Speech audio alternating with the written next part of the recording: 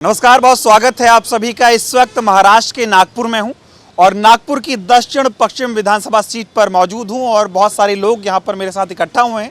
इनसे बातचीत करेंगे और नागपुर का क्या माहौल है, इस विधानसभा सीट का क्या माहौल है और पूरे महाराष्ट्र में अब की बार जनता क्या चाहती है, इन तमाम मुद्दों के बारे में लोगों से बातचीत करेंगे। सुबह सुबह का वक्त है तो आमतौर पर लोग मॉर्निंग वॉक पर आते हैं, चाय पीने के लिए इकट्ठा होते हैं और बहुत सारे लोग यहाँ पर इकट्ठा हैं भी।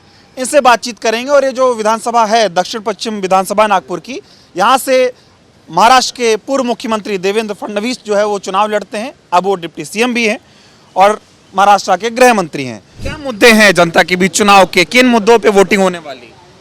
मुद्दे तो बहुत है।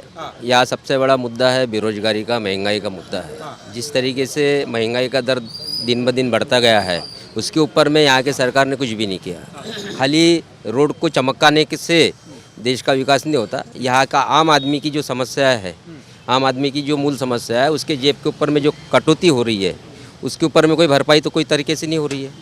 तो वो कटौती जिस तरीके से हो रही है उसके ऊपर में इनके पास में कोई इलाज नहीं है और गरीब और गरीब होता जा रहा है, अमीर और अमीर होता जा रहा है। इनके बीच की जो खाई है वो खाई बहुत बढ़ते जा रही है। आगे चल के ये खाई हमारे देश के गृहयुद्ध में बदल सकती है। महाराष्ट्र विकास कर रहा है, महाराष्ट्र गरीब विकास कर रहा है, हर जनता के लिए, हर वर्ग के लिए काम बीजेपी कर रही है, महायुति कर रही है, ऐसा दावा मोदी जी हर रैलियों में कर रहे हैं। तो मोदी जी रैलियों में दावा कर रहे हैं, जमीन लेवल पे कहा है।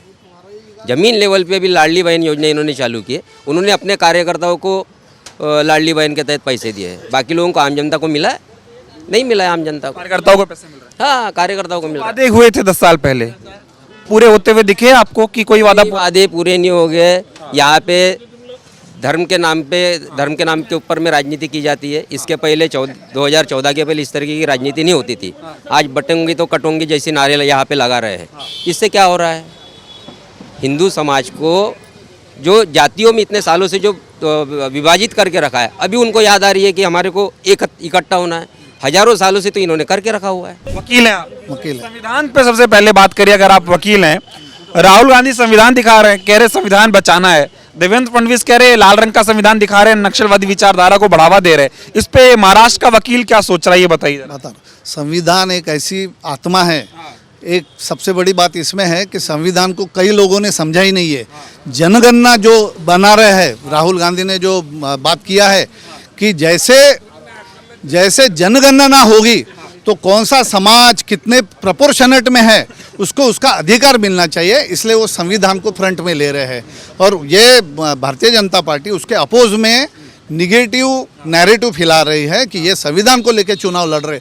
तुम भी तो गलत चीज़ें लेके लोगों को दिशा भूल कर रहे कि भैया हमने गरीबी हटाया। कहाँ गरीबी हटाया? महंगाई, आज कोई भी सब्जी लेने जाओ 150 रुपये किलो के लिए है नहीं, उसके नीचे कोई भी सब्जी नहीं है। नंबर दो ऐसा है कि इनके जो अवार्ड दिए जाते हैं टीवी में, अगर आप केयरफुली सब लोग देखोगे तो एक पर्टिकुलर लोगों के कम्युनिटी को दिए जाते हैं। आप देखो कोई भी अवार्ड महाराष्ट्र में जितने कलाकार हैं उन लोगों को एक पर्टिकुलर, नहीं तो आप नाम लिस्ट निकालो, मैं नाम नहीं लूँगा लेकिन आप समझ गए होंगे, उन्हीं लोगों को दिए जाते हैं जो देवेंद्र फडणवीस के फेवर के हैं।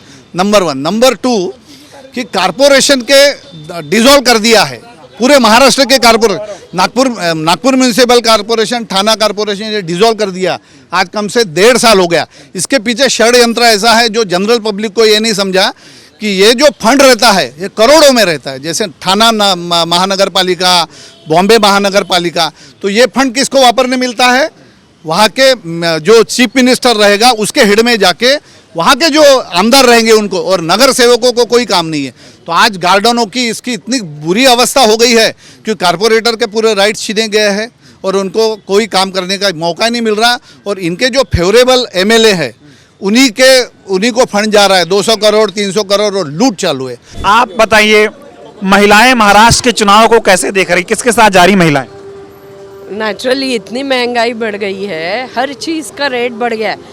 जब सिलेंडर के भाव बढ़े थे कांग्रेस के ज़माने में, तो वो स्मृति ईरानी जी सिलेंडर लेके मोर्चा निकालने आई थी, तब रेट सिर्फ 100 रुपये से बढ़ा था, 650 हुआ था। आज सिलेंडर का रेट 850 से भी ऊपर जा रहा है। तो अब किसने बैठना चाहिए? यानी अब उनको अपनी महंगाई नहीं दिखती है, कॉमन मैन की ज़रूरत है वो। आपने उज्ज्वला के इसमें सिलेंडर बांटे हैं, पर वो सिलेंडर लेने की उनकी औकात तो होनी चाहिए। आप 1500 दे रहे हो, आधा पैसा तो उसी में जा रहा है। फिर बाकी उससे अच्छा है आप एजुकेशन सिस्टम बढ़ाओ, हर गरीब के बच्चे को फ्री में एजुकेशन दो। अगर उसके पास एक बात बताओ आप, 10 साल में बीजेपी ने महाराष्ट्र को क्या दिया? यही दी महंगाई, और क्या दी? महंगाई इतनी बढ़ गई। 10 साल पहले के जो रेट थे वो आज बचे हैं क्या?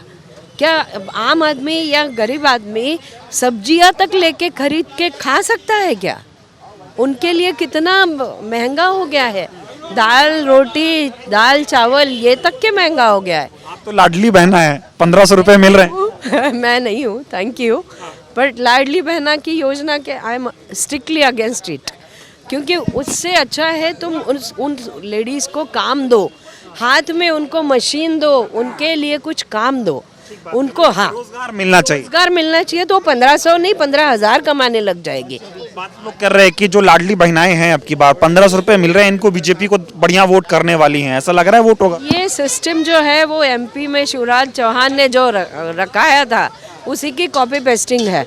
अब पैसा देने से, अरे वाइफ हस्बैंड का पूरा पगार ले लेती है फिर भी उसकी नहीं सुनती। ये तो पॉलिटिशियन है, 1500 में क्या सुनेंगी वो। तो बहुत सारे लोग इकट्ठा थे, इनसे बातचीत हुई और लोगों के मुद्दे क्या हैं, महंगाई, बेरोजगारी जैसे मुद्दे लोगों पर हावी हैं। और जो 10 साल पहले बीजेपी की सरकार ने महाराष्ट्र की जनता से वादे किए थे, जनता का ये कहना है कि एक भी वादों पर खरी उतर नहीं पाई है भारतीय जनता पार्टी की सरकार। और ये जो दक्षिण पश्चिम नागपुर की विधानसभा सीट है, देवेंद्र फडणवीस महाराष्ट्र के पूर्व मुख्यमंत्री यहाँ से चुनाव लड़ते हैं और जनता ये कह रही है कि आज तक शायद अदा कदा मुख्यमंत्री साहब यहाँ पर आए हों, इनके नेताजी विधायक जी आए हों तो आए हों, नहीं तो इनसे कोई मुलाकात करने का काम वो करते नहीं हैं। तो ये तमाम बड़े बड़े मुद्दे हैं जनता के जो उन पर हावी हैं और जनता इन मुद्दों पर अब की बार वोट करने वाली है। और एक बड़ा मुद्दा संविधान का भी है। कई लोगों से मैंने सवाल जवाब किया कि संविधान को कैसे देख रहे हो। लोगों का ये कहना है कि हाँ, संविधान बचाना है, संविधान की रक्षा करनी है और इन तमाम मुद्दों पर जनता जो है अब की बार महाराष्ट्र की वोटिंग करने के लिए तैयार बैठी है। बहुत बहुत धन्यवाद।